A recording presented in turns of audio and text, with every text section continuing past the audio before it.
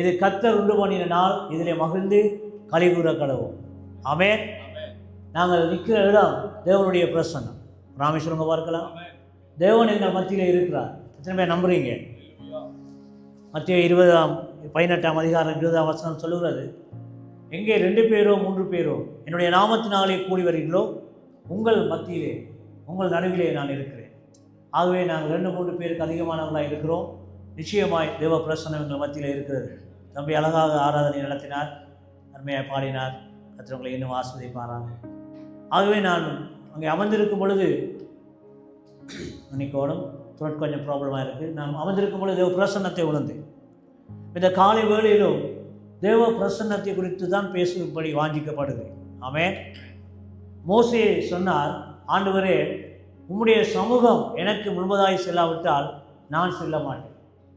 மோசே ஆண்டவருடைய பிரசன்னத்தில், சமூகத்தில் மிகவும் வாஞ்சி உள்ளவராய் காணப்பட்டார். அதனால தான் ஆண்டவருடைய ஜெபத்தை கேட்டு இரவிலே அக்கினி சமமாகவும் பகலிலே மேக சமமாகவும் தேவ பிரசன்னத்துக்குள்ளாய் ஜனங்களை நடத்தினார். அது அவர்களுக்கு ஒரு பெரிய வெற்றியை கொண்டு வந்தது. பல போராட்டங்கள், பல தடைகள், பல எதிரிகளை சந்தித்தார்கள். அந்த சூழ்நிலைகள் எல்லாம் தேவனுடைய பிரசன்னம் கூட இருந்தபடியினால், தேவன் அவர்களோடு கலந்து போனபடியினால் பெரிய வெற்றிகளை சுதந்திரித்துக் கொண்டார்கள். அல்லேலூயா. ஆகவே அருமையான தேவ பிள்ளைகளே, தேவ பிரசன்னம் தான் எங்களுடைய வாழ்க்கையில் வெற்றியின் ரகசியம். அதனால தான் நாங்கள் சபை கூடுதலை விட்டுவிடக்கூடாது. இன்றைக்கு அநேகர் இந்த ஜூமில் பழகப்பட்டாங்க. படிப்பாக இருந்தாலும் நான் யோசிப்பேன், சில பேர் இந்த எதிர்காலத்தில் இந்த பெரிய கட்டடங்கள்லாம் ஒன்றுக்கு தேவையில்லாமல் போய் உங்களோட என்னென்ன அன்றைக்கு பெரிய பெரிய கேம்பஸ் எல்லாம் கட்டி வச்சுருக்காங்க. இப்போல்லாம் ஸ்டடீஸ் எல்லாம் ஜூம்லாம் போகும்.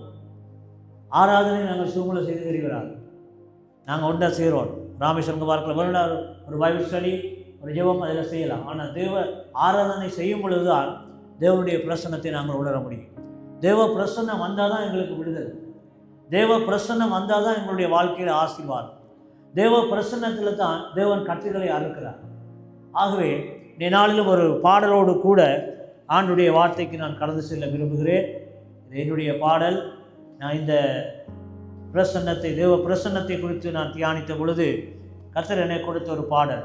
தேவ பிரசன்னத்தில் அநேகர் அவருடைய பிரசன்னம் இருந்தபடினால், சமூகம் இருந்தபடினால் சாதித்தார்கள். இப்போ தேவனுடைய ஜனங்களாகி நானும் நீங்களும் சாதிக்க அழைக்கப்பட்டிருக்கிறோம். ராமேஸ்வரிங்களே, நாங்கள் சாதனையாளர்களாக இருக்கும்படி கர்த்தர் அழைத்திருக்கிறார். ஆமென். அதான் நாங்கள் எங்களுக்கு ஒரு நல்ல ஒரு விசேஷ ஒரு பேர் வச்சுருக்கோம், ஆவிக்குரிய கிறிஸ்தவர்கள். நாங்கள் கிறிஸ்தவர்னு சொல்கிறத விரும்புகிறேன். எங்களுக்கு கொஞ்சம் ஹெட் பண்ணணும், இந்த ஆவிக்குரியன்றதை ஹெட் பண்ணணும். ஏன்னா நாங்கள் ஆவியினாலே நடத்தப்படுகிறவர்கள். ஆவியானவர் எங்கள் மத்தியிலே வருகிறார்.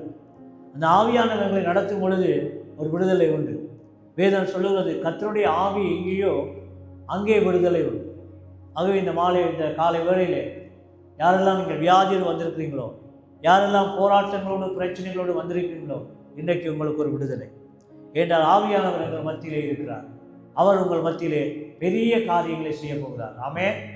நீ விசுவாசித்தால் தேவனுடைய மகிமையை காண்பாய். அதுதான் எங்களுக்கு தேவை. நீங்கள் விசுவாசிக்கும் பொழுது, கூடி வரும் பொழுது தேவ பிரசன்னம் உங்கள் மத்தியிலே வருகிறது. தமிழில் அழகான பழமொழிகள் இருக்கிறது. கூடி வந்தால் கோடி நன்மை, ஒன்றுபட்டால் உண்டு வாழ்வு. வந்திருக்கிறீங்க, நிச்சயமாய் கர்த்தர் பெரிய காரியங்களை செய்வார். ஆகவே நான் இந்த பாடலை பாடி அவனுடைய நாமத்தை மையப்படுத்துகிறேன். கொஞ்சம் மன்னிங்க, த்ரோட் கொஞ்சம் ப்ராப்ளமாக இருக்குது. ஆனாலும் கர்த்தர் உதவி செய்வார். ஆமென். அருமையான தேவ பிள்ளைகளே, தேவ பிரசன்னம் எங்களுக்குள்ளே வந்துவிட்டாலே எங்களுக்கு விடுதலை தான். தேவ பிரசன்னம் எங்களை ஆசீர்வதிக்கிறது. தேவ பிரசன்னம் எங்களை விடுவிக்கிறது. தேவ பிரசன்னம் கட்டுகளிலிருந்து எங்களை விடுவிக்கிறது. ஆகவே இன்றைய நாளிலும் கூட தேவ பிரசன்னத்தை குறித்து பேசும்படி கர்த்தர் ஏவினார். அநேக இடங்களில் பிரசங்கங்கள் பண்ணுறபடினால் எங்களுக்கு பெரிய பிரச்சனை, என்ன பேசுகிறேன்னு சொல்லி தேவ சமூகத்தில் இருக்கும் பொழுது சில காரியங்களை கர்த்தர் உணர்த்துவார். அதை பேசும் பொழுது அந்த சபைக்கு கர்த்தர் அதை ஆசீர்வாதமாய், உங்களுக்கு ஆசீர்வாதமாய் மாற்றுவார். அல்லேலூயா. இந்த வேதம் சொல்லுவது, வசனத்தை அனுப்பி ஜனங்களை குணமாக்கி அழிவிலிருந்து அவர்களை தப்புவிக்கிறார். சங்கீதம் 107:20 நாங்கள் பார்க்கிறோம். ஆகவே இன்றைக்கும் கர்த்தர் எங்களோடு பேச போகிறார். ஆண்டவர் அடியானை கொண்டு உங்களோடு பேச போகிறார். அல்லேலூயா. The presence of God is very important in our life. உங்களுடைய வாழ்க்கையில் தேவ பிரசன்னம் எங்களுக்கு முக்கியம். அதோடு நாங்கள் இல்லாவிட்டால் இயேசு சொன்னார் யோவான் 15ஆம் அதிகாரம் 4ஆம் வசனத்திலே, என்னில் நிலைத்திருங்கள், நானும் உங்களில் நிலைத்திருப்பேன். ஆண்டவர்கள் நிலைத்திருக்கிறது தான் தேவ பிரசன்னம். ஆண்டவருடைய சமூகத்தில் வந்து கர்த்தரை ஆராதிக்கும் பொழுதே தேவ பிரசன்னத்தை கர்த்தர் கொண்டு வருகிறார். அதனால தான் நாங்கள் ஆராதனை செய்கிறோம், அதனால தான் நாங்கள் துதிக்கிறோம். ஏனென்றால் அது வந்தால் தான் மற்ற காரியங்கள் எல்லாம் எங்களுக்கு விடுதலை, மற்ற காரியங்கள் எல்லாம் எங்களுக்கு சரிவரும். ஆகவே இன்றைய நாளிலும் கூட வேதாகமத்திலிருந்து ஒரு வார்த்தைக்கு நாங்கள் எங்களை திருப்பிக் கொள்வோம். 2 Samuel, 2 Samuel chapter 6 verse 5 to 6. 2 Samuel 6ஆம் அதிகாரம் 5 6வது வசனம் வரை நான் வாசிக்கிறேன். நான் திருப்பிக் கொண்டபடியால் வாசிக்கிறேன், இல்லாவிட்டால் நீங்கள் இடையில் எனக்கு வாசித்து உதவி செய்யுங்கள். தாவீதும் இஸ்ரவேல் சந்ததியார் அனைவரும் தேவதாரு மரத்தால் பண்ணப்பட்ட சகலவித கீத வாத்தியங்களோடும் சுரமண்டலங்கள், தம்புரு, மேள வீணை, கைத்தாளம் ஆகிய இவைகளோடும் கர்த்தருக்கு முன்பாக ஆடி பாடிக்கொண்டு போனார்கள். அவர்கள் நாகோனின் களம் இருக்கும் இடத்துக்கு வந்தபோது மாடுகள் மிரண்டு பெட்டியை அசைத்தபடியினால் ஊசா தேவனுடைய பெட்டியிடமாய் தன் கையை நீட்டி அதை பிடித்தான். 7ஆம் வசனம். அப்பொழுது கர்த்தருக்கு ஊசாவின் மேல் கோபம் மூண்டது. அவனுடைய துணிவின் நிமித்தம் தேவன் அங்கே அவனை அடித்தார். அவன் அங்கே தேவனுடைய பெட்டி அண்டையிலே செத்தான் என்று வாசிக்கிறோம். கொஞ்சம் கஷ்டமாக இருக்குது இந்த வசனத்தை கேட்கும் பொழுது. ஆனால் என்ன நடந்தது என்றால், ஆண்டவருடைய உடன்படிக்கை பெட்டியை சுமந்து கொண்டு போகும்படியாக ஒரு மாட்டு வண்டியில் வைத்து கொண்டு போனார்கள். இந்த மாட்டு வண்டியை அவர்கள் முன்பதாக வைத்து கொண்டு போகும் பொழுது ஜனங்கள் கீத வாத்தியங்களோடு, இசைக்கருவிகளோடு, சுரமண்டலங்களோடு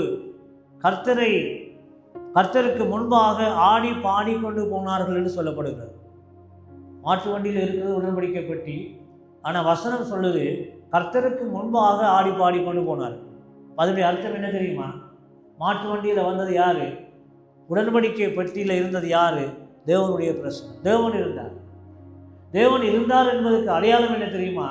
இந்த ஊசா, இந்த பெட்டி விழப்போகிறது, மாடுகள் விரண்டபடினால பெட்டி அசைப்பட்டு கீழே விழப்போகுது என்று அவன் தன்னுடைய மாம்சத்தில் யோசித்தான். யோசித்து என்ன செய்தான்? பிடித்தான். அவ்வளவுதான், அவனுடைய லைஃப் முடிஞ்சது. ஒருவேளை நாங்கள் யோசிக்கலாம், ஊசா செய்தது நல்ல காரியம்தானே, நல்ல காரியம்தான், அவனுடைய மாம்ச சிந்தனைக்கு நல்ல காரியம்தான். ஆனால் ஆவியிலே நாங்கள் பார்க்கும் பொழுது இந்த உடன்படிக்கை பற்றியை எல்லாரும் கையாள முடியாது. நான் சொல்ல உங்களுக்கு விளங்குதா? இதற்கென்று ஆண்டவர் ஆசாரியர்களை நியமித்திருந்தார். அவர்களும் லேவி கோத்திரத்திலிருந்து தான் வரோம். அப்போ இதுக்கென்று விசேஷமாக வேறு பிரிக்கப்பட்டவர்களைத்தான் கர்த்தர் தன்னுடைய பட்டியை கையாளும்படி ஒப்பு கொடுத்தார். ஆனால் இந்த ஊசாவுக்கு தெரியாமல் இல்லை. ஏன்னா இது இஸ்ரவேல் ஜனங்கள் மத்தியில் நடந்து வர ஒரு காரியம். ஆனாலும் இந்த பட்டியை கீழே விழுந்திருக்குமா? என்னுடைய யோசனைக்கு நான் யோசித்து பார்த்தேன், விழுந்திருக்க வாய்ப்பே இல்லை. சொல்லுங்க, கர்த்தர் அங்கே இருக்கிறார், கர்த்தர் அதை தாங்குவார், கர்த்தருடைய பிரசன்னம் அங்கே இருக்கிறது. வேதம் அழகாக சொல்லுது, கர்த்தருக்கு முன்பாக பாடிக்கொண்டு போனார். அப்போ தேவன் அங்கே இருக்கிறார். அப்போ தேவனை மனுஷர்கள் தொட முடியாது. அந்த அளவுக்கு மனிதர்கள் பரிசுத்தம் இல்லை. அதனால தான் வேதம் சொல்லுது, பரிசுத்த அலங்காரத்தோடே கர்த்தரை தொழுது கொள்ளுங்கள். மத்தேயு 5ஆம் அதிகாரம் 8ஆம் வசனம் சொல்லுகிறது, இருதயத்தில் சுத்தமுள்ளவர் பாக்கியவான், அவன் தேவனை தரிசிப்பான், பார்ப்பான், காண்பான். ஆகவே அருமையான தேவ பிள்ளைகளே, இந்த பட்டியை விழுந்திருக்காது. ஆனால் வேதம் சொல்லுது, தொடக்கூடாது என்று அறிந்திருந்தும் இந்த ஊசா என்ன செய்தானா? அழகா வசனம் சொல்லுது பாருங்க, 7ஆம் வசனம். அவனுடைய துணிவின் நிமித்தமாய் தேவன் அவனை அடித்தார். அப்படின்னு என்ன அர்த்தம் தெரியுமா? தொடக்கூடாது என்று ஊசாவுக்கு தெரியும், ஆனால் துணிந்து தொட்டான். அதை கர்த்தர் ஆமரிக்கவில்லை, அதை ஏற்றுக்கொள்ளவில்லை. அதனால ஆண்டவர் நிரூபித்தார், நான் அதில் இருக்கிறேன். அது ஒரு விசேஷித்தமான உடன்படிக்கை பற்றி, அங்கே நான் வாசம் பண்ணுறேன். அப்போ தேவ பிரசன்னத்தில் நீங்கள் வரும் பொழுது 2 காரியங்கள் நடக்கிறது. ஒன்று கர்த்தர் தேவ பிரசன்னத்துக்குள்ள வருகிறவர்கள் பரிசுத்தமாக்கப்பட்டு தேவ பயத்தோடு தேவனுடைய காரியங்களுக்கு நாங்கள் எங்களை அர்ப்பணித்து வரும் பொழுது அற்புதம் நடக்கும். நான் சொல்கிற தமிழ் விளங்குதா உங்களுக்கு? தேவ பிரசன்னத்துக்கு வரும் பொழுது நாங்கள் ஆயத்தப்பட்டு வருவோம்.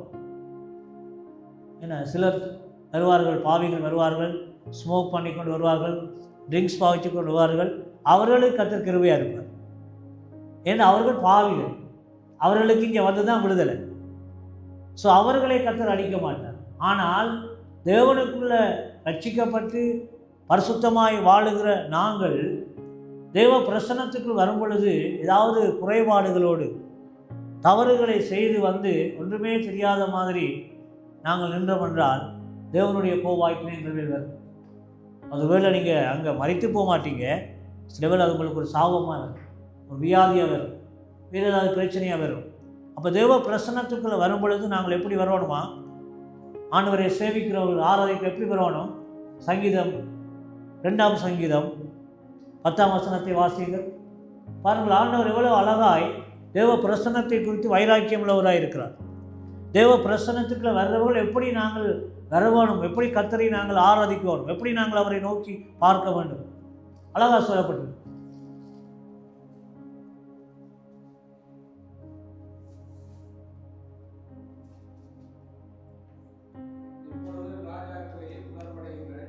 இப்பொழுதும் ராஜாக்களே உணர்வடையுங்கள். நல்ல வசனம். ராஜாக்களே உணர்வடையுங்கள், பூமியின் நியாயாதிபதிகளே எச்சரிக்கையாயிருங்கள், பயத்துடனே கர்த்தரை சேவியுங்கள், நடுக்கத்துடனே களி கூர்ந்தாலும் சந்தோஷப்பட்டாலும் நடுக்கத்தோடு கர்த்தரை நாங்கள் சேவிக்கணும். நாங்கள் ஆராதனையில் வந்து டிஸ்கோ டான்ஸ் எல்லாம் ஆடிடாது, கொஞ்சம் உடம்பு அசைத்து அப்படி இப்படி ஆடலாம் தான். இப்போ நவீன ஆராதனைகள்லாம் ஆட்டம் பாட்டம் கொண்டாடம் தான். காமெண்ட்ஸுகள் வரும், யூடியூப்பில் போடுவாங்க. ஒரு பாஸ்டராக இல்லாட்டி சினிமா ஆக்டராக இருப்பாங்க. அந்தளவுக்கு மோசமாக இருக்கும் ஆராதனை. என்ன அந்த யங் ஜெனரேஷனை கவர்ன்னு சொல்கிறாங்க, எனக்கு தெரியாது. வேதம் சொல்லுது, பயத்தோடும் நடுக்கத்தோடு கர்த்தரை களி கூறுங்க. நாங்கள் கர்த்தருக்கு சந்தோஷமாக ஆடி பாடுறது தவறில்லை. ஆனால் சினிமா ஆக்டர்ஸ் மாதிரி ஆடுறது கர்த்தர் விரும்புகிற காரியம். நாங்கள் எங்கே இந்த ஆவிக்குரிய உலகத்தை கொண்டு போகிறோம்? இது கடைசி காலம். இன்றைக்கு நடைபெறுகிற காரியங்களை நீங்கள் கேள்விப்படும் பொழுது நாட்கள் சமீபமாக இருக்கிறது. வேதம் சொல்லுகிறது, காலத்தை பிரயோஜனப்படுத்தி கொள்ளுங்கள். எங்களுக்கு ஒரு டைமை ஆண்டவர் கொடுத்திருக்கிறார். தேவனை நாங்கள் மகிமைப்படுத்த முடியாது, தேவனுக்கு சாட்சியாய் வாழ முடியாது. அவள் தேவ பிரசன்னத்துக்குள்ளே வந்து நாங்கள் துணிகரமாய் காரியங்களை செய்யக்கூடாது. சிலரை நான் பார்த்துருக்கிறேன், மொபைலில் தான் வேதம் வாசிப்பார். நீங்கள் மொபைலில் வேதம் வாசிக்கலாம், அது வேதம் உங்களுக்கு கிடைக்காத ஒரு சந்தர்ப்பத்தில். வேதம் உங்களுக்கு கொண்டு இருந்தால் அதை நீங்கள் ஆராதனைக்கு கொண்டு வரவோம், அதை சுமக்கவும். நீங்கள் வேதத்தை சுமந்தால் கர்த்தர் உங்களை சுமப்பார். ராமேஸ்வரங்க பார்க்கலாம், நான் ரட்சிக்கப்பட்ட நாளிலிருந்து இன்று வரைக்கும் இந்த வேதாகம் என்னோடு கூட இருக்கிறது. நாங்கள் ஊழியங்களுக்கு போகும்போதெல்லாம் இது எங்களோடு கூட வரும். இது இல்லாத நாட்கள் இல்லை, இல்லாமல் நாங்கள் ஊழியத்துக்கு போயிடலாம். என்னுடைய மொபைல் இருக்குது தான். ஆனால் மொபைலில் ஒரு நாள் பார்த்து நான் பிரசங்கம் பண்ணுறேன், லேப்டாப்பை பார்த்து நான் பிரசங்கம் பண்ணுறேன்.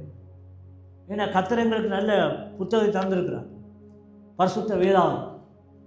இதை நாங்கள் கையாளணும், இதை நாங்கள் கொண்டு திரியோம். இங்கே தேவ பிரசன்னம் இருக்கிறது. வசனங்கள், தேவனுடைய வார்த்தைகள் தேவ பிரசன்னத்துக்கு அடையாளம். இது எப்பொழுதும் எங்களோடு கூட வரும். இந்த வார்த்தைகளை வாசிக்கும் பொழுதெல்லாம் அதற்கு நாங்கள் செவி கொடுத்து நாங்கள் ஒப்புக் கொடுப்போம். அதான் எங்களுக்கு ஆசீர்வாதம். அப்போ தேவ பிரசன்னத்தில் அவர்கள் வந்த பொழுது அந்த மனிதர் அது கையை வைத்தார், செத்து போனார். இன்னும் ஒரு வசனத்தை நாங்கள் வாசிக்கலாம். அப்போஸ்தலர் 5ஆம் அதிகாரத்தில் இன்னும் ஒரு சம்பவத்தை நாங்கள் பார்க்கிறோம். தேவ பிரசன்னத்துக்குள்ளே நாங்கள் வரும்பொழுது எவ்வளவு பயத்தோடு நடுக்கத்தோடு நாங்கள் வர வேண்டும் என்பதை குறித்து இந்த வேத பகுதிகள் எங்களுக்கு ஞாபகம் ஊட்டுகிறது. அப்போஸ்தலர் 5ஆம் அதிகாரம்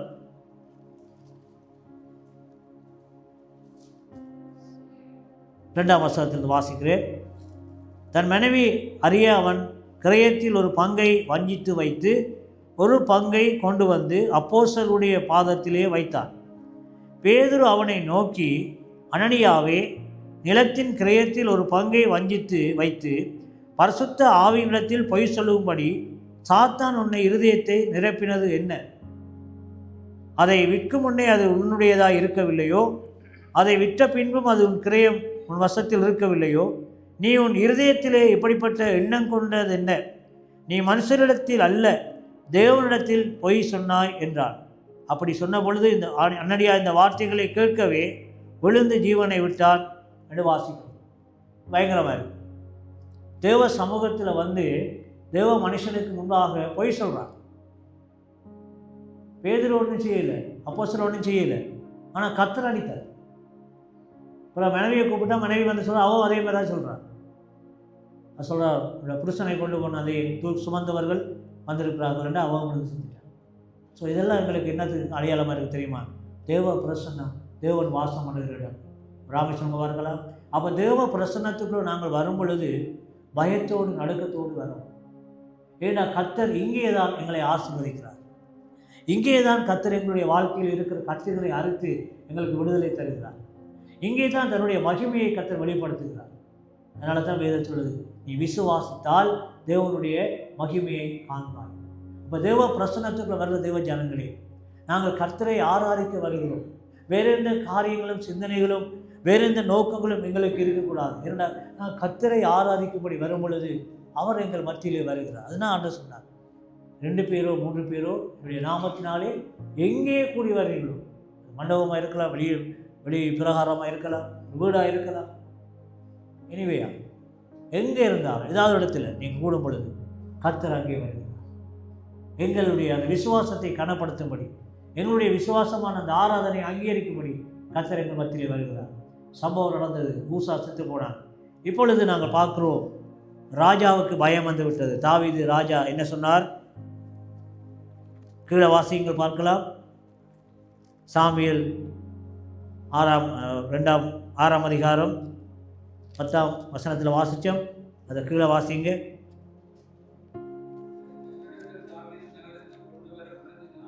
அது தன்னிடத்திலே கொண்டு வர தாவீது மனதில்லாமல் தாவீது பயந்து போனார். ராஜா பயந்து போனார். என்ன இது, வர்ற வழியிலேயே இப்படி அசம்பாவிதம் நடந்து விட்டது. இப்போ இந்த பற்றி தாவீது தன்னுடைய நகரத்தை கொண்டு வந்தால் அங்கே என்னென்ன நடக்க போதோ என்று பயந்தான். அப்போ அவன் அந்த பயத்தை நிமித்தமாக என்ன செய்தான் என்றால், கித்தியனாகிய ஓபேத் ஏதோமுடைய வீட்டிலே கொண்டு போய் வைத்தான். ஏறக்குறைய 3 மாதங்கள் கித்தியனாகிய ஓபேத் ஏதோமுடைய வீட்டிலே இந்த உடன்படிக்கை பற்றி இருந்தது. யார் அங்கே இருந்தது? உடன்படிக்கை பற்றி இருந்தண்டா அந்த மீனிங், அது அர்த்தம் என்னது? தேவன் அங்கே இருந்தார், தேவ பிரசன்னம் அங்கே இருந்தது. தேவ பிரசன்னமாகி அந்த உடன்படிக்கை பற்றி அங்கே இருக்கிற அந்த நாட்களிலே கர்த்தர் ஒரு அற்புதத்தை செய்தார். என்ன அற்புதம் செய்தார் பார்த்தீங்களா? 11ஆம் வசனம், கர்த்தருடைய பற்றி கித்தியனாகிய ஓபேத் ஏதோமின் வீட்டிலே 3 மாதம் இருக்கையில் கர்த்தர் ஓபேத் ஏதோமையும் அவன் வீட்டார் அனைவரையும் ஆசீர்வதித்தார். கரங்களை தட்டி கர்த்தரை மகிமைப்படுத்துவோமா? பார்த்தீங்களா? கர்த்தருடைய பிரசன்னம் இருக்கிற வீடு, கர்த்தருடைய பிரசன்னம் இருக்கிற இடம் ஆசீர்வதிக்கப்படும். ஆகவே நீங்கள் சபைக்கு வரும் பொழுது தேவ பிரசன்னத்தினால் வர்றீங்க, நாடி வர்றீங்க. அப்போ இங்கே வர்ற உங்களுடைய வாழ்க்கையிலே கர்த்தர் ஆசீர்வாதங்களை கொண்டு வருவார். ஒருவேளை நீங்கள் பாவத்தோடு வரலாம், சாபத்தோடு வரலாம், ஆனால் இங்கே வந்துட்டீங்கன்னா தேவ பிரசன்னத்தில் இருக்கு. எப்படி இருக்கணுமா? பயத்தோடும் நடுக்கத்தோடும் கர்த்தரை நாங்கள் சேவிக்குவோம். அதுக்கு தான் அழைக்கப்பட்டிருக்கிறோம். அப்படிப்பட்ட ஆராதனைகளிலே தேவன் அசைவாடுகிறார். அப்படிப்பட்ட ஆராதனைகளிலே கர்த்தர் அபிஷேகத்தை கொடுக்கிறார். மாறாக வேறு சிந்தனைகளோடு மாம்சத்தின் காரியங்களோடு நாங்கள் இங்கே கடந்து வருவோமா இருந்தால் தேவனுடைய மகிமையை நாங்கள் காண முடியாது, தேவனுடைய விடுதலையை ஆசீர்வாதத்தை நாங்கள் பெற்றுக்கொள்ள முடியாது. ஆகவே அருமையான தேவ பிள்ளைகளே, தேவ பிரசன்னம் உங்களுடைய வாழ்க்கையில் ஆசீர்வாதங்களை கொண்டு வருகிறது. இன்னொரு உதாரணத்தை நான் உங்களுக்கு காட்டலாம், இன்னொரு சம்பவத்தை நான் காட்டலாம். ஆதியாகமம் 39ஆம் அதிகாரம் 2ஆம் வசனத்தை நீங்கள் வாசிக்கும் பொழுது இன்னொரு சம்பவம், எப்படி தேவ பிரசன்னம் ஓபேத் ஏதோமுடைய வீட்டிலே ஆசீர்வாதங்களை கொண்டு வந்ததோ, அதுக்கு பிறகு தாவீது சொல்கிறான், இப்போ நீங்கள் அந்த பெட்டியை எங்கே கொண்டு வாங்க? நகரத்தை கொண்டு வாங்க. அந்த 3 மாதம் தாவீது நகரத்துக்கான ஆசீர்வாதத்தை எழுந்து போனான். ஏனென்றால் உடன்படிக்கை பெட்டியை தூர வைத்திருந்தான். பட்டணத்துக்கு வைக்கிறதுக்கு இல்லை, நகரத்தில் வச்சிருக்க இல்லை. ஓபேத் வீட்டில், இதே வீட்டில் வைத்தான்.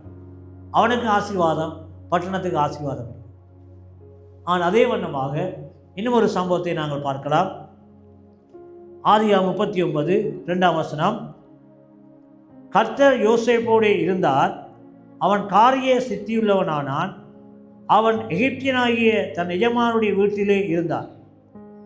யோசேப்பினிடத்தில் தயவு வைத்து அவனை 4ஆம் வசனம், மணிக்கோடு 3ஆம் வசனம், கர்த்தர் அவனோடு இருக்கிறார் என்றும் அவன் செய்கிற யாவையும் கர்த்தர் வாய்க்க பண்ணுகிறார் என்றும் அவன் எஜமான், அந்நியனாகிய எகிப்தியர், அவன் எஜமான் கண்ட பொழுது அவனை தன் வீட்டுக்கும் தனக்கு உண்டான எல்லாவற்றிற்கும் விசாரணைக்காரனாக்கினது முதற்கொண்டு கர்த்தர் யோசேப்பின் நிமித்தம் அந்த எகிப்தியரின் வீட்டை ஆசீர்வதித்தார். நல்ல ஒரு வசனம். யோசேப்பின் நிமித்தம் அந்த எகிப்தியரின் வீட்டை கர்த்தர் ஆசீர்வதித்தார் என்ற அர்த்தம் என்ன தெரியுமா? யார் யோசேப்போடு இருந்தது? கர்த்தர் இருந்தார். இப்பொழுது நீங்கள் யோசேப்பை பற்றி வாசிக்கும் பொழுது யோசேப்போடு கர்த்தர் இருந்தார், கர்த்தரோடு யோசேப்பு இருந்தார். யோசேப்பையும் கர்த்தரையும் பிரிக்க முடியும். அந்த அளவுக்கு தேவ பிரசன்னத்தில் நிறைந்திருந்த மனிதன். இப்போ யோசேப்பு அந்த எகிப்தியன் வீட்டிலே இருக்கும் பொழுது அழகா சொல்லுகிறது, ஆசீர்வதித்தார். வீட்டிலும் வெளியிலும் அவனுக்கு உண்டானவைகள் எல்லாவற்றிலும் கர்த்தருடைய ஆசீர்வாதம் இருந்தது. நல்லையா சொல்லுங்க, அல்லேலூயா. பார்த்தீங்களா? தேவ பிரசன்னத்தினால் நிறைந்து இருக்கிற உங்களுடைய வாழ்க்கையில் ஒரு செழிப்பு உண்டு, ஒரு ஆசீர்வாதம் உண்டு. அது சபையில் இருந்தானே, நீங்கள் வீட்டில் இருந்தானே, நீங்கள் வேலை செய்கிற இடங்களாக இருந்தானே, அந்த இடங்களை கர்த்தர் ஆசீர்வதிப்பார். யார் நிமித்தம் ஆசீர்வதிப்பார் தெரியுமா? உங்கள் நிமித்தமாக. யார் ஒருவர் தேவ பிரசன்னத்தினால் நிறைந்து காணப்படுகிறாரோ, தேவ பிரசன்னத்துக்குள்ளே இருந்து கர்த்தரை ஆராதித்து அவருடைய பிரசன்னத்தை வாஞ்சித்து கடந்து போகிறாரோ, அவரோடு கர்த்தர் வருவார், அவரோடு தேவன் வருவார். அவர் உங்களோடு இருக்கும் மேலே எல்லாம் நீங்கள் செல்லுகிற இடம் மட்டுமில்லை, நீங்கள் இருக்கிற இடம், நீங்கள் செய்கிற வேலைகள், உங்களுடைய கையின் பிரயாசங்கள் எல்லாவற்றிலும் கர்த்தர் ஒரு பெரிய ஆசீர்வாதத்தை கொண்டு வருவார். ஆமென். அதனால தான் நீங்கள் எங்கேயாவது வெளிக்கு போகும் பொழுது, பிரயாணங்கள் போகும் பொழுது, நல்ல விஷயங்கள் நடக்கும் பொழுது, பர்த்டே, பிறந்த நாள், கல்யாண நாள், அனிவர்சரி எல்லாம் வரும் பொழுது நீங்கள் என்ன செய்யணும்? தேவ ஊழியர்களை கூப்பிட்டு எல்லாவற்றை அவங்களுடைய நீங்கள் உங்களுடைய உறவுகளை கூப்பிட்டு ஒரு தேங்க்ஸ் கிவிங் சேவை செய்யும், ஒரு நன்றி துதி ஆராதனை செய்யும். ஏன் சொல்லுங்க பார்ப்போம்? தொடர்ந்து வர்ற நாட்கள் எல்லாம் கர்த்தருடைய பிரசன்னம் உங்களோடு வரும். தொடர்ந்து வர்ற நாட்கள் எல்லாம் கர்த்தருடைய ஆசீர்வாதம் வரணும். பிள்ளைகளுக்கு பர்த்தியா தலையில் கையை ஜெவி, அந்தவரே இந்த பிள்ளை கர்த்தருக்காக எழுப்பி பிரகாசிக்கும். அநேக பெற்றார்கள் பிள்ளைகளை குறித்து அக்கறை இல்லை. பிள்ளைகளுக்கு நல்ல படிப்பு ஊட்டணும்னு யோசிக்கிறார்கள், நல்ல சாப்பாடு ஊட்டணும்னு யோசிக்கிறார்கள், விசுவாசத்தை ஊட்டணும்னு யோசிக்கிறேன், கர்த்தருக்கு பயப்படுற பயத்தை சொல்லிக் கொடுக்க யோசிக்கிறேன். அதனால் இன்றைக்கு அநேக பிள்ளைகளாக இல்லை, தொல்லைகளாக இருக்கலாம். பெற்றாருக்கு தலைவலியாக இருக்கலாம். ப்ளஸ் பெற்றார் அழுகிறாங்க. இந்த பிள்ளையை பெற்ற நேரத்துக்கு 2 தென்னை மரத்தை வச்சுருந்தா செவிலனியாவது பிடிக்கலாம், இப்படி கண்ணீர் வடிக்கிறது. அப்படி வேதனைப்படுற பெற்றாரும் இருக்கிறார். ஆகவே அருமையான தேவ பிள்ளைகளே, உங்களுடைய பிள்ளைகள் தேவ பிரசன்னத்தினால் நிறைந்திருக்கும் பொழுது, தேவ பிரசன்னத்தில் வாழுகிற அந்த காரியத்தை அவர்கள் கற்றுக்கொள்ளும் பொழுது அவர்கள் உங்களுக்கு ஆசீர்வாதமாக இருப்பார். அவர் உங்களுக்கு சபைக்கு தேவ ஜனங்கள் பிரசன்னத்தினால் நிறைந்திருக்கும் பொழுது சபைக்கு நீங்கள் எல்லாம் ஆசீர்வாதமாக இருப்பீங்க. சபை வளரும், சபை பெருகும், சபை தேவ பிரசன்னத்தினால் நிரம்பும். இங்கே வர்றவர்கள் சப்பானிகள் நடப்பார்கள், பலவீனமானவர்கள் பலப்படுவார்கள், சாத்தானின் பிடியில் இருக்க கட்டுகள் அறுக்கப்படும். அதான் தேவன் செய்கிற அடையாளம், அதான் தேவ பிரசன்னத்துக்கு அடையாளம். ஆகவே யோசேப்புடைய வாழ்க்கையிலே தேவ பிரசன்னம் இருந்தபடினால் அந்த அந்நியன் ஆகிய அந்த எகிப்தியன் கண்டுபிடித்தான் பாரு. அந்த எகிப்தியன் கண்டுபிடித்தால் கர்த்தர் யோசேப்போடு இருக்கிறார். அதனால தான் அவனை நம்பி அங்கே விட்டால் அந்த வீடு அவனுடைய வெளியில் போகும்போது வெளியில் இருக்கிறது, உள்ளுக்கு இருக்கிறது எல்லாம் ஆசீர்வதிக்கப்பட்டது. நான் நினைக்கிறேன், நான் ஊகிக்கிறேன், நான் நினைக்கிறேன் அந்த எகிப்தியர் கடவுளை விசுவாசித்திருப்பான். ஏன்னா அவனுடைய யோசிப்பு வந்தபோது தான் அவனுக்கு என்ன ஆசீர்வாதம் தான் வருது. அவன் யோசிச்சிருப்பான், இவன் ஆராதிக்கிற ஆண்டவர் பெரியவர், இவர் ஆராதிக்கிற ஆண்டவர் தான் எங்களை ஆசீர்வதிக்கிறோம். அட்லீஸ்ட் அந்த உணர்வாக வந்துடும் நினைக்கிறேன். அது சொல்லப்படையில், ஆனால் அப்படி நடந்திருக்கும். இன்றைக்கும் எங்களை பார்த்து மற்றவர்கள் இயேசுவை தேடி வரோம். ராமேஸ்வரம் பார்க்கலாம், கிறிஸ்தவர்கள் எப்பொழுதும் ஒரு காந்தம் மாதிரி மற்றவர்களை ஈர்க்கிறவர்களாய் கவர்ந்தெடுக்கிறவர்களாக இருக்கும். அதான் கர்த்தர் விரும்புகிறார். ஆண்டவர் சொன்னார், நீங்கள் உலகத்தில் முடிக்கக்கூடியிருந்தால் நான் உங்களோடு கூட இருக்கிறேன், நீங்கள் என்ன செய்யுங்கள், பலன் கொள்ளுங்கள், திறன் கொள்ளுங்கள். நான் மரித்தேன், சதா காலமிலும் உயிரோடு இருக்கிறேன். உலகத்தின் முடிவு வரையும் நான் உங்களோடு கூட இருக்கிறேன். எவ்வளோ நல்ல ஆண்டவர் பாருங்கள். அவர் எங்களோடு இருக்க விரும்புகிறார். எத்தனை பேர் ஆண்டவரை நாங்கள் வெல்கம் பண்ணி எங்களோடு கூட வைத்துக்கொள்ள விரும்புகிறோம்? தேவ பிரசனம் இருக்கின்ற வீடுகளை நீங்கள் ஜெபிக்கணும், வேதத்தை வாசிக்கணும், தேவனுடைய வார்த்தைக்கு கீழ்ப்படியும். அதான் தேவ பிரசனத்தை உங்களோட வாழ்க்கையிலே கொண்டு வரும். ஆகவே அருமையான தேவ பிள்ளைகளே, யோசேப்பை போல தேவ பிரசன்னத்தை வாங்கிங்க. யோசேப்பை வாசிக்கும் பொழுதெல்லாம் யோசேப்போடு கர்த்தர் இருந்தார், கர்த்தரோடு யோசேப்பு இருந்தார், பிரிக்கவே முடியாது. அதனால தான் ஈட்டியர் வீடு அவ்வளவாய் ஆசிரியக்கப்பட்டது. உடன்படிக்கை இருந்த பொழுது அந்த உடன்படிக்கப்பட்டிருந்த அந்த ஓபேத் ஏதோமின் வீடு ஆசிரியக்கப்பட்டது. உங்களோட வீடும் ஆசிரியக்கப்படும், உங்களோட வாழ்க்கையும் ஆசிரியக்கப்படும், உங்களோட சபையும் ஆசிரியக்கப்படும், உங்களோட தேசமும் ஆசிரியக்கப்படும். ஆமென். ஜனங்கள் தேவ பிரசன்னத்தால் நிரம்புகிற ஜனங்கள் கனடாவில் நிறைய பேர் பெருகும் பொழுது, சபைகள் பெருகும் பொழுது கர்த்தர் பெரிய காரியங்களை இந்த கனடாவிலே செய்வார். ஆமென். உங்களுடைய வாழ்க்கையில் செய்வார். வேதம் சொல்லுது, நாம் நினைப்பதற்கும் வேண்டுவதற்கும் அதிகமாய் செயல்படுகிற தேவன். எங்களுடைய தேவன் சாதாரணமானவர் அல்ல. அவர் அதிகமாய் நாங்கள் விரும்புகிறதுக்கும் அதிகமாய் அவர் செயல்படுகிற தேவனாக இருக்கிறார். ஆகவே முதலாவது நீங்கள் பார்த்தீங்க, தேவ பிரசன்னம் உங்களோட வாழ்க்கையில் ஆசீர்வாதத்தை கொண்டு வருகிறது. இரண்டாவது காரியத்தை நாங்கள் பார்க்க போகிறோம். லூக்கா எழுதின சுவிசேஷம் 13ஆம் அதிகாரம் 10வது வசனத்தை நான் வாசிக்கிறேன். ஒரு ஓய்வு நாளில் அவர் ஜெப ஆலயத்தில் போதகம் பண்ணி கொண்டிருந்தார். அப்பொழுது 18 வருஷமாய் பலவீனப்படுத்தும் ஆவியை கொண்ட ஒரு ஸ்திரீ அங்கே இருந்தார். அவள் எவ்வளவும் நிமிரக்கூடாத கூனியாய் இருந்தார். இயேசு அவளை கண்டு தம்மிடத்தில் அழைத்து, ஸ்திரியே, உன் பலவீனத்தில் நின்று விடுதலையாக்கப்பட்டாய் என்று சொல்லி அவள் மேல் தமது கைகளை வைத்தார். உடனே அவள் நிமிர்ந்து தேவனை மகிமைப்படுத்தினார் என்று நாங்கள் வாசிக்கிறோம். அருமையான தேவ பிள்ளையே, நான் யோசிப்பேன், இந்த கூனி 18 வருடமாக இந்த ஜெப ஆலயத்துக்கு ஜெபிக்கிற நேரத்தில் போய் ஜெபம் பண்ணார். கூனியாக இருந்தார். கூனியன்னா உங்களுக்கு தெரியும், எப்படி நடக்க இவ்வளோ கஷ்டமாக இருக்கும். ஆனாலும் அவள் தன்னுடைய சரீரத்தில் இருந்த அந்த பலவீனத்தை குறித்தோ தனக்கு இருந்த வியாதியை குறித்தோ அவள் கவலைப்படவில்லை. ஜெபிக்க வேண்டும், ஜெபாலயத்துக்கு போக வேண்டும். எத்தனை வருஷம் போனாலும் 18 வருடம், லாங் பீரியட். 18 வருடமாக போய் ஜெபிக்கிறவார். நான் யோசித்தேன், அந்த இயேசு போன அன்னைக்கு அந்த ஸ்திரீ வந்திருக்காவிட்டால் இங்கே அவருடைய பேர் இருந்திருக்காது. கூனியடு கூட இப்படி ஒரு ஆள் இருந்தோன்னே எங்களுக்கு தெரியாது. பரிசுத்தாவியர் எழுதி வைத்திருக்கிறார். பேர் சொல்லப்படாட்டியும் அவளுக்கு பேர் கூனி. அன்னைக்கு அந்த பர்டிகுலர் டே, அந்த குறிப்பிட்ட அந்த நாளில் இவர் வளமை போல போயிருக்கிறார் பாருங்கள். 18 வருடமாக போகிறார், விசுவாசத்தில் போகிறார். தன்னுடைய வியாதியிலிருந்து, இந்த விலையத்திலிருந்து விடுதலையாக்கப்பட வேண்டும் சிறுவிட 18 வருஷம் ஜெபிச்சு கொண்டு வந்திருக்கலாம். ஜெபிச்சிருப்பார். எங்களுக்கு வியாதி இருந்தால் நாங்கள் போகும் தானே சோமாவனோட ஜெபிக்க. அவள் போய் ஜெபிச்சிருப்பார். 18 வருடங்கள் கடந்த பின்பு இயேசு ஒரு நாள் போகிறார் தேவாலயத்துக்கு. போன பொழுது வசனம் அழகாய் சொல்லுகிறது, அப்பொழுது 18 வருஷமாய் பலவீனப்படுத்தும் ஆவியை கொண்ட ஒரு ஸ்திரீ அங்கே இருந்தால், அவள் எவ்வளவு நிமிரக்கூடாத கூனியாக இருந்தாள். இயேசு அவளை கண்டு, எவ்வளவோ ஜனங்கள் இருந்திருப்பாங்க ஜெபத்தில், ஆனால் இயேசு குறிப்பிட்ட அந்த கூனியை கண்டு அழைக்கிறார் பாருங்கள். தமிழத்தில் அழைத்து, ஸ்திரியே, பலவீனத்தில் நின்று விடுதலையாக்கப்பட்டார். அந்த ஸ்திரியை ஒரு ஆவி பலவீனப்படுத்தி வைத்து கொண்டு வந்தது. பலவீனத்தின் ஆவி என்று சொல்லுவோம். அவள் நிமிரக்கூடாதபடிக்கு அது அவளை கட்டுப்படுத்தி வைத்திருந்தது. அவளை கேவலமாக அது பார்க்க அந்தரமாக இருக்கும் என கூனி கொண்டு போகும்பொழுது நிமிர்ந்து நடக்கிறதுக்கும் கூனி நடக்கிறதுக்கும் டிஃப்ரெண்ட் இருக்குது. ஸோ எவ்வளவோ கவலையோடு வேதனையோடு வாழ்ந்திருந்தார். ஆனால் ஒரு நாள் வந்தது, இயேசு அந்த ஆலயத்துக்கு வந்தார். அவளை கண்டு அழைத்து தம்முடைய கரத்தை நீட்டி அவளை தொட்டார். ராமேஸ்வரம் வாழ்ந்தார். தேவ பிரசன்னத்துக்குள்ள வர்ற உங்களை கர்த்தர் தொடுகிறார்.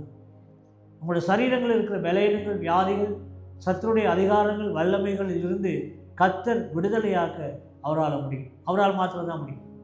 அவர் தொட்ட மாத்திரத்திலே அந்த கூனி விடுதலை அடைந்தால் என்று வேதம் சொல்லுகிறது. சுகமாக்கப்பட்டார் என்று சொல்லப்படுகிறது. அருமையான தேவ பிள்ளைகளே, இப்படி ஒரு சம்பவம் என்னுடைய சபையில் நடந்தது. ஒரு முறை ஒரு தம்பி வீதியிலே பிச்சை எடுத்துக்கொண்டு வந்தார். பிச்சை எடுத்துக்கொண்டு வந்தால் அவருக்கு நடக்க முடியாது. அவர் போலியோ தாக்குதல் வந்து 2 கால்கள் முடமாகிவிட்டது. கைகளால் இப்படி கீழே இருந்த வண்ணமாக பாஞ்சு தான் வருவார். பல இடத்திலே பாட்டுகள் பாடி பிச்சை எடுத்துன்னு வந்தார். ஒரு நாள் என்னுடைய கண்ணில் ஏற்பட்டார். நான் ஒரு ஏலியம்ஸ் உள்ள இல்லத்தில் இருந்தேன், அங்கே தான் நான் பொறுப்பாக இருந்தேன்.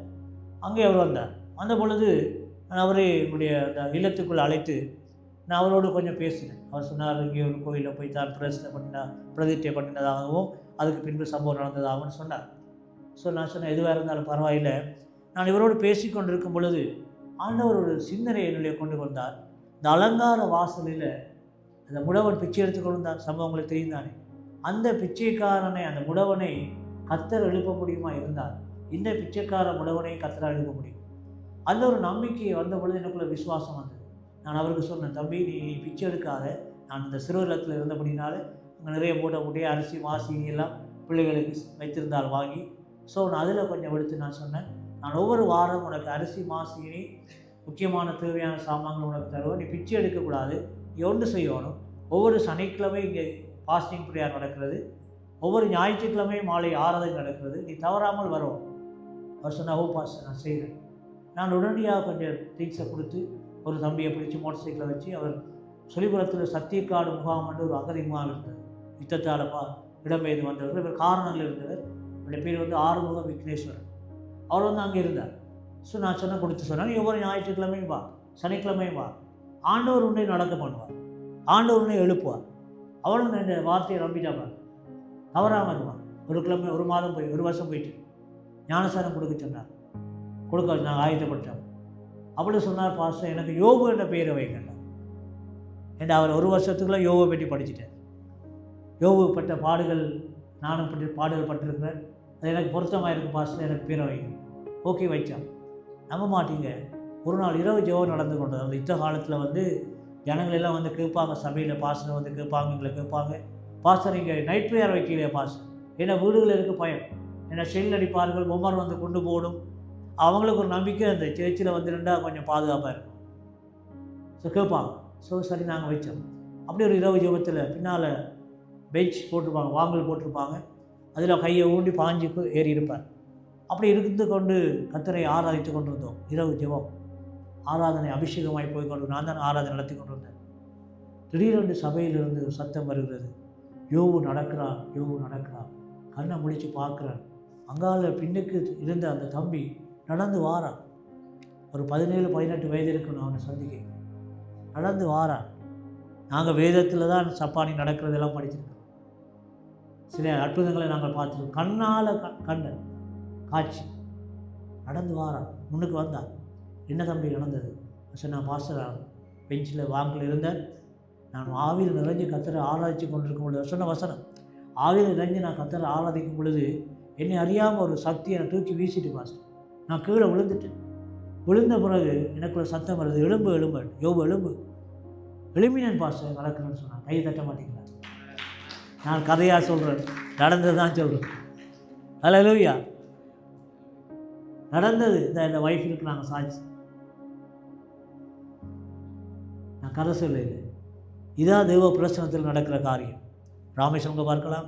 அப்போ தேவ பிரசனத்தில் ஆசீர்வாதம் மட்டும் இல்லைங்க, தேவ பிரசனத்தில் எங்களுக்கு விடுதலையும் உண்டு. எப்பேற்பட்ட வியாதியாக இருந்தால், நடக்க முடியாத முடவனாக இருந்தால், அவன் விசுவாசத்தோடு வந்து கர்த்தரை நோக்கி பார்க்கும் பொழுது கர்த்தர் அற்புதங்களை செய்கிறார். என்னுடைய விசுவாசத்தை கண்ட தேவன், தம்பியுடைய அந்த விசுவாசத்தை கண்ட தேவன், 2 விசுவாசம் சேர்ந்த பொழுது ஒரு மகிமை வெளிப்பட்டது. ஒரு நாள் வந்தது, அவன் தேவ சமூகத்திலே பிரசன்னத்திலே ஆராய்த்து கொண்டு இருக்கும் பொழுது ஒரு அற்புதத்தை கர்த்தர் அவனுடைய வாழ்க்கையிலே செய்தார். ஆகவே அருமையான தேவ பிள்ளைகளே, உங்களுடைய வாழ்க்கையிலும் இந்த அற்புதங்களை செய்ய இயேசுவால் மாத்திரம்